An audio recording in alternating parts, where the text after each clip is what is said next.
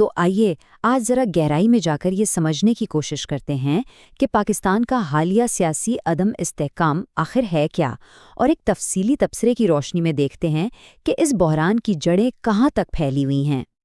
تو یہ جو بات کہی گئی ہے نا، یہ اصل میں اس پورے ماحول کی عکاسی کرتی ہے جس نے پچھلے کچھ عرصے سے پاکستان کو اپنی لپیٹ میں لیا ہوا ہے۔ ایک ایسی فضا جہاں سنسنی خیز اور اکثر بالکل غیر تصدیق شدہ خبریں سیاسی ہلچل کو اور بھی زیادہ بڑھاوا دیتی ہیں۔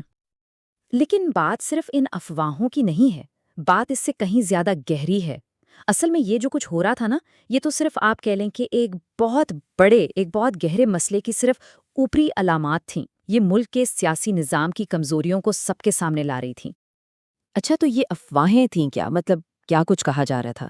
کہیں خبر چل رہی تھی کہ ایک صوبے میں گورنر راج لگنے والا ہے، کہیں اڈیالہ جیل میں قید ایک مقبول لیڈر کی موت کے دعوے کیے جا رہے تھے، یہاں تک کہ یہ باتیں بھی ہو رہی تھیں کہ حکومت فوجی قیادت میں تبدیلیوں پر پچھتا رہی ہے۔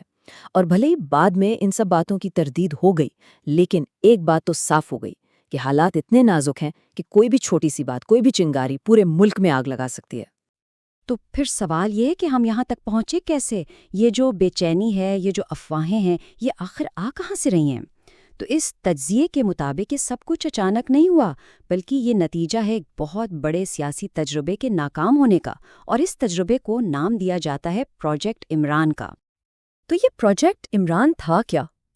سیدھے لفظوں میں یہ 2018 کا ایک منصوبہ تھا جس کا مقصد تھا ایک بہت مقبول لیکن غیر سیاسی شخصیت کو آپ کہہ لیں کہ ایک نمائشی لیڈر کے طور پر سامنے لانا۔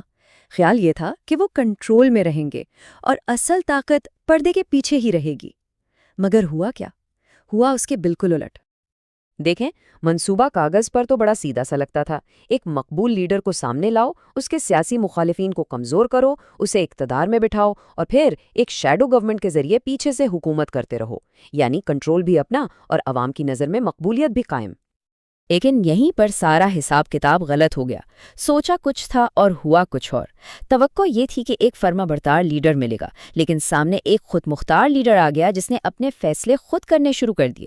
پلان تھا کہ شیڈو گورنمنٹ اصل طاقت رکھے گی، لیکن اس لیڈر نے کنٹرول دینے سے ہی انکار کر دیا۔ نتیجہ، استحکام کی جگہ ملک میں افراتفری، معاشی بحران اور اسٹیبلشمنٹ کے ساتھ سیدھا ٹکراؤ۔ مطلب پورا کا پورا تجربہ الٹ پڑ گیا۔ اچھا، تو جب تجربہ ناکام ہو گیا تو اب کیا ہو رہا ہے؟ کیا غلطی مانی جا رہی ہے؟ اس تجزیے کے مطابق ایسا بالکل نہیں ہے، بلکہ اب ایک نیا کام ہو رہا ہے، ریاست کی طاقت کی تشکیل نو۔ یعنی اپنی غلطی ماننے کے بجائے اب پورے سسٹم کو ہی بدلا جا رہا ہے تاکہ آئندہ ایسی صورتحال پیدا ہی نہ ہو۔ اور یہ کیسے کیا جا رہا ہے؟ ذریعے کے مطابق حال ہی میں جو آئینی تبدیلیاں کی گئی ہیں نا، وہ اصل میں اسٹیبلشمنٹ کے کنٹرول کو قانونی اور ادارہ جاتی شکل دینے کی کوشش ہے۔ یعنی کہ سسٹم کو یہ ایسا بنا دو کہ مستقبل میں کوئی بھی لیڈر اس کنٹرول کو چیلنج کرنے کی پوزیشن میں ہی نہ رہے۔ یہ کوشش ہے کہ جو غلطی ایک بار ہوئی وہ دوبارہ نہ ہونے پائے۔ اور یہاں پہ ایک بہت اہم بات سامنے آتی ہے، وہ یہ کہ جن لوگوں نے یہ سارا تجربہ کیا، انہوں نے کہیں بھی یہ نہیں مانا کہ ہاں ہم سے غلطی ہوئی، ہم نے ملک کا نقصان کیا۔ ذمہ داری لینے والا کوئی نہیں ہے، اور جب احتساب نہ ہو تو ظاہر ہے مسئلہ اور بھی سنگین ہو جاتا ہے۔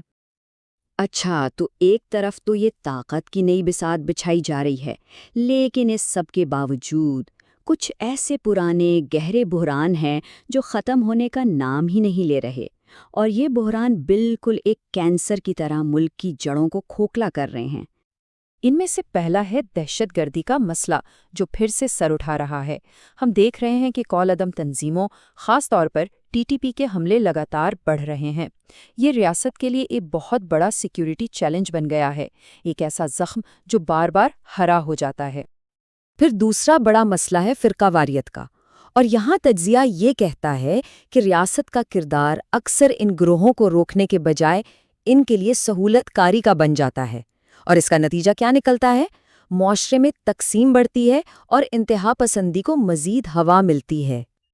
اور تیسرا بحران جو شاید اس وقت سب سے پیچیدہ ہے، وہ ہے افغانستان کے ساتھ ہمارے تعلقات۔ یہاں پاکستان ایک ایسی مشکل میں پھنسا ہوا ہے، ایک ایسے دوراہے پر کھڑا ہے جہاں کوئی بھی راستہ آسان نہیں ہے۔ یہ مخمسہ ہے کیا؟ دیکھیں، ایک طرف تو قومی سلامتی کا معاملہ ہے، پاکستان پر جو حملے ہو رہے ہیں ان کے خلاف فیصلہ کن کارروائی ضروری ہے، لیکن دوسری طرف ہمارے اہم اتحادی ممالک ہیں جو افغان طالبان کی حمایت کرتے ہیں۔ تو اگر پاکستان ایکشن لیتا ہے تو اتحادی ناراض، اور اگر نہیں لیتا تو اپنی سلامتی خطرے میں۔ یہ ایک بہت ہی مشکل صورتحال ہے۔ تو یہ سارے مسائل، دہشت گردی، فرقہ واریت، افغانستان کا چیلنج اور اس ناکام تجربے کا نتیجہ، یہ سب ہمیں ایک ہی بنیادی سوال پر لا کر کھڑا کر دیتے ہیں، اور وہ سوال ہے احتساب کا۔ آخر اس سب کا ذمہ دار ہے کون؟ کچھ عرصہ پہلے فوج کے ترجمان نے ایک سوال پوچھا تھا، ریاست زیادہ اہم ہے یا فرد؟ بظاہر تو یہ سوال ایک شخص کی طرف اشارہ کرتا ہے، لیکن اس تجزیے کے مطابق یہ سوال اصل میں احتساب کی پوری بحث کا محور ہے، اور یہ سوال پوچھ کر ذمہ داری کو کسی ایک فرد پر ڈالنے کی کوشش بھی کی جا سکتی ہے تاکہ اصل مسئلہ نظروں سے اوجھل ہو جائے۔ لیکن اصل سوال اس سے کہیں بڑا ہے۔ کیا اس ناکام تجربے کی ذمہ داری صرف اس ایک لیڈر کی ہے جسے سامنے لایا گیا، یا پھر ان جرنیلوں کی ہے جنہوں نے یہ سارا منصوبہ بنایا، یا ان اداروں کی جنہوں نے اس کو ممکن ہونے دیا، یا پھر جیسا کہ کہا جاتا ہے یہ اس پورے گینگ کی اجتماعی ذمہ داری ہے جس نے یہ ساری صورتحال پیدا کی؟ اور اسی سوال پر ہم آج کی اس گفتگو کو ختم کرتے ہیں۔ جب ریاست کی سطح پر اتنے بڑے تجربے کیے جاتے ہیں اور وہ بری طرح ناکام ہو جاتے ہیں تو اس کے نتائج کا اصل ذمہ دار کون ہوتا ہے؟ حساب کس کا ہونا چاہیے؟ فرد کا، ادارے کا، یا پورے نظام کا؟ شاید اسی سوال کے جواب میں پاکستان کے مستقبل کا راز چھپا ہے۔